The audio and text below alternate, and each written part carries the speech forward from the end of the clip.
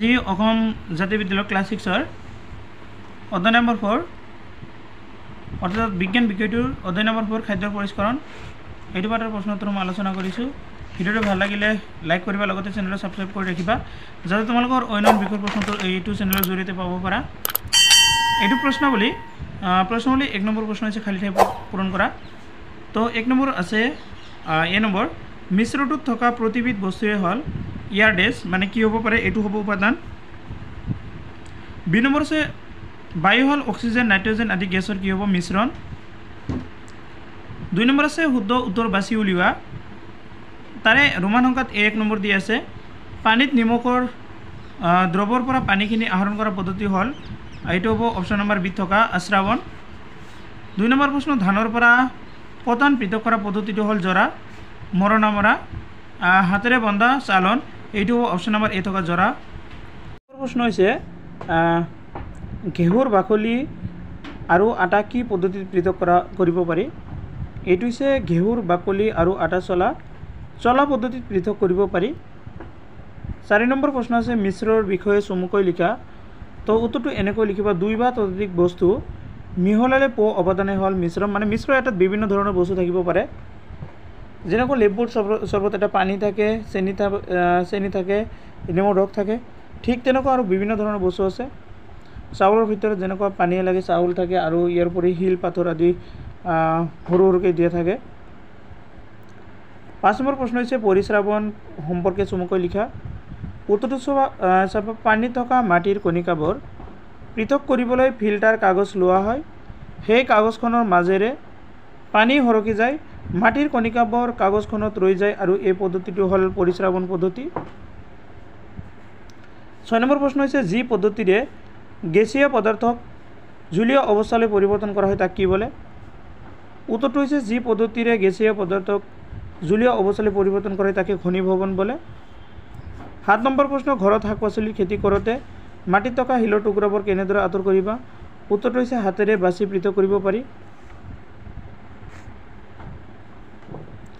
8 number প্ৰশ্ন সাগৰৰ পানীৰ পৰা কিদৰে নিমখ আহৰণ কৰা হয় চমুকৈ লিখা।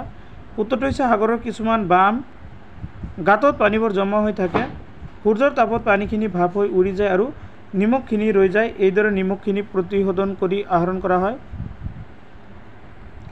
9 নম্বৰ প্ৰশ্ন ময়দা লৌৰ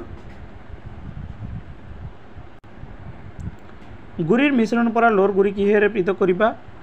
উত্তৰটো হৈছে ময়দা লৌৰ গুড়িৰ মিশ্ৰণৰ পৰা লৌৰ গুড়ি এনেদৰে পৃথক কৰা হয়, মিশ্ৰখিনি এখন বগা কাগজৰ ওপৰত ৰখা হয়, তাৰপিছত চুম্বক এটুকুৰাৰে মিশ্ৰখিনি কেইবাবাৰ লৰাই দিয়া হয়, তেতিয়া চুম্বক টুকুৰাটোত লৌৰ গুড়িখিনি লাগি ধৰিব। 10 নম্বৰ প্ৰশ্ন দৈনন্দিন জীৱনত চেকন পদ্ধতিৰ ব্যৱহাৰৰ উদাহৰণ দিয়া।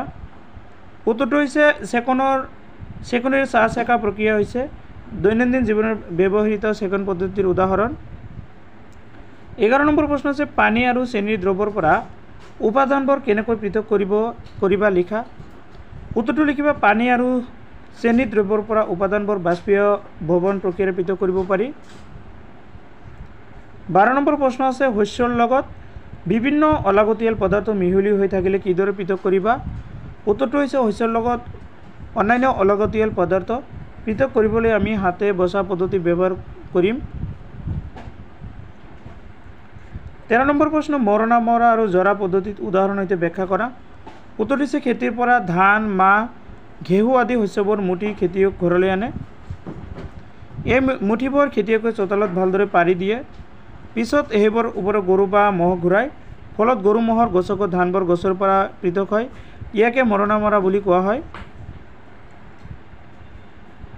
ধান বানি অনাৰ পিছত চাউল আৰু তুঁহৰ মিশ্ৰ পোৱা যায়, মিশ্ৰটো কোলাত লৈ জাৰিলে তুঁহবোৰ আঁতৰি যায়, ফলত চাউল আৰু তুঁহ পৃথক হৈ পৰে, এই পদ্ধতিটোক জৰা পদ্ধতি বোলা হয়। 14 নম্বৰ প্ৰশ্ন আছে